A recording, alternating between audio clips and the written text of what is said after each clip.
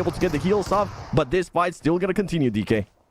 I love this play from Psych. Coming in is like, oh, you said shotties? I can do that. Let's see how this show goes. And now it's going to be the S12K versus DBS.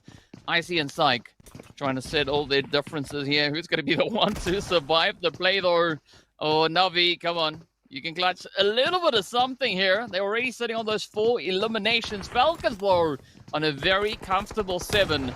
Let's see how this one goes. Oh, almost a no-look tap coming through from Icy as they do send Navi on their merry way. Vampires, in the meanwhile, they now going to be looking to lock down the zone as Inko tried to push on forward all the way from that sudden side.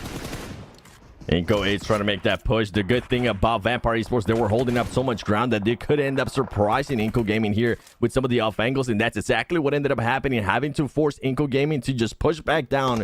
Vitali being the only player alive now at this point, and look at that. Vampire Esports is looking great right now with the positioning that they're holding. They're able to see anybody that gets close to them. They're going to be able to make sure they knock them and confirm that into an elimination point. They're currently sitting at 4 points for themselves. They're not going to be mad at that, as we do see the play zone starting to take some of the other players. Icy, the only player alive from Team Falcons, and Team Falcons, even though they might not be able to win this match, they do end up with 8 elimination points. Oh, I mean, 7 at this point, it is going to be so dang challenging to dethrone this position coming through from Vampires.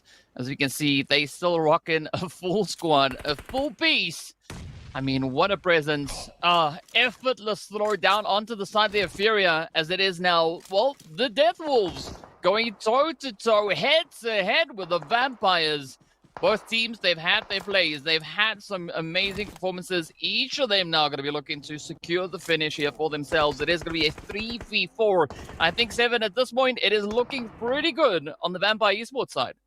It is going to be looking good, and Death Wolves is allowing Vampire Esports to get way too close here. I thought they were going to be trying to get some off angles. I thought they were going to be trying to surprise some of the players, and this player right here, Guezo, might be able to actually do it, as he's going to be taking some shots there to Tony K, trying to confirm that elimination. He's not going to be able to, but there's still Vampire Esports still has one player on top of the mountain, on top of that hill, trying to get those off angles, and I think that's what Death Wolves was worried about. They are going to be able to knock that player that we mentioned. Stone's going to be now pushing in, and I think they might be able to get this reset.